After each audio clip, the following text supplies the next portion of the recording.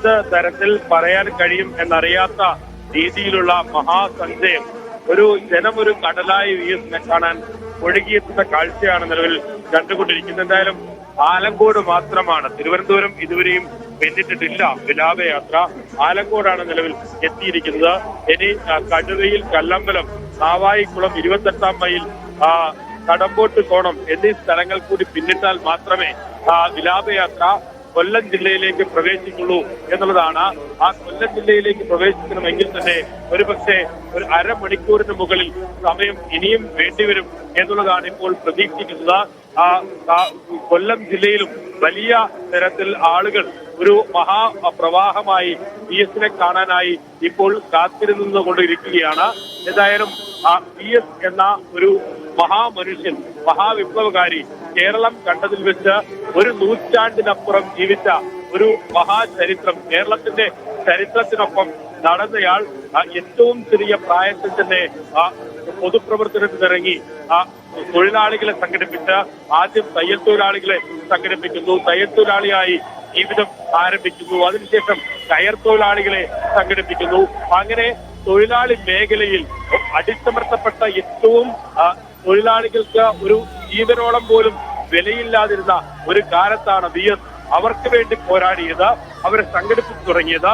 ആ പോരാട്ടമാണ് ഇപ്പോഴും ശക്തമായി തന്നെ VS മുന്നോട്ട് കൊണ്ടുപോയത്. ഏറ്റവും അവസാനം 23-ാം തീയതി ആശുപത്രിയിലേക്ക് പ്രവേശിപ്പിക്കുന്ന സമയത്ത് ഒരുപക്ഷെ VS ഈ ലോകത്തെ വിട്ട് വിട പറഞ്ഞു എന്ന് പ്രതീക്ഷിച്ചിരുന്നതാണ്. ദിവസങ്ങളോളം, 27ഓളം ദിവസങ്ങളായി VS ജീവിതത്തോടും എങ്ങനെയാണോ താൻ ചെറിയ പ്രായം മുതൽ പോരടിച്ച് ജീവിതം നയിച്ചത്, തൊഴിലാളികളെ സംഘടിപ്പിച്ചത്, ഈ നാടിന് വേണ്ടി പോരാടിയത്, അതേ പോരാട്ടമാണ് VS ഈ മരണത്തിന് മുന്നിലും കാട്ടിയത് എന്നുള്ളത് നമുക്കൊക്കെ നേരത്തെ അറിയാവുന്നതാണ്.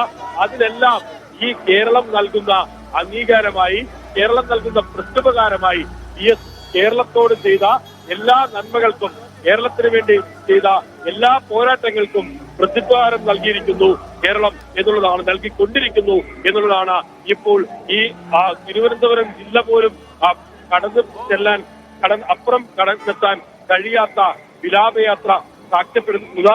കൊല്ലത്തെത്തുമ്പോൾ അതൊരു മഹാകടലായി മാറും.